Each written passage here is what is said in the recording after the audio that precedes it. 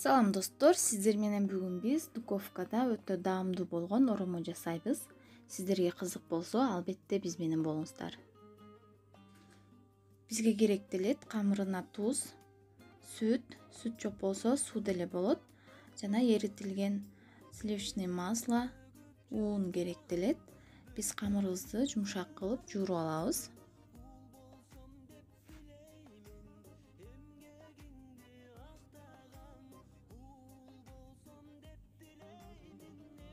Мынакей достор, биздин камырыбыз даяр болуп калды. Камырыбызды тындырганды коюп коебуз дагы, начинкасын даярдап алабыз.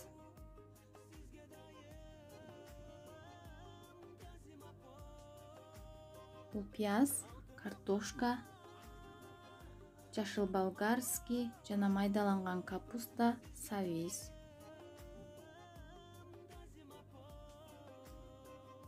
Помидор,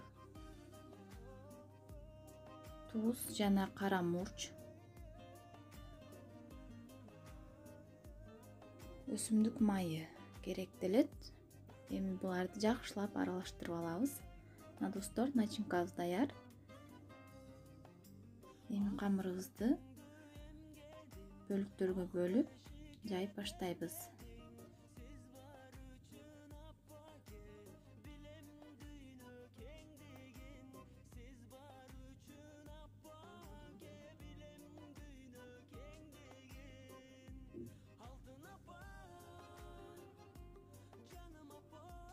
Камырыбыз аябай жумшак, сонун болуп чыкты.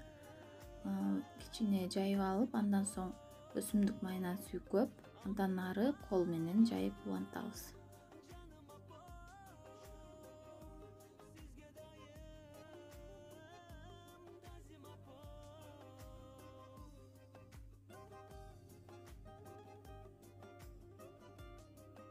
Мына достор, даяр болгон камырыбызга начинкасын салып алып, ороп алабыз.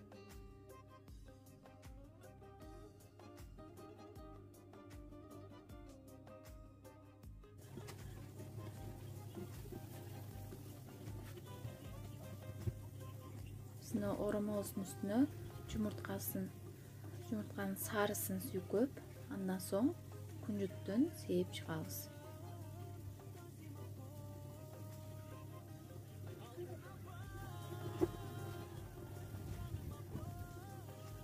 Мынакей достор, биздин оромобуз даяр. Эми буну 200 градуска 30 минутага духовкага салып алабыз. Мына достор, оромобуз даяр болуп чыкты. Аябай жумшак жана сочный болуп чыгат. Сиздер деле албетте жасап көрүңүздөр. Этсиз эле өтө даамдуу орому. Сиздерге бул рецепт жаккан болсо, албетте биздин каналга подписаться болуңуздар, класс басыңыздар. Жана кийинки видео роликте көрүшкөнчө сак саламатта туруңуздар.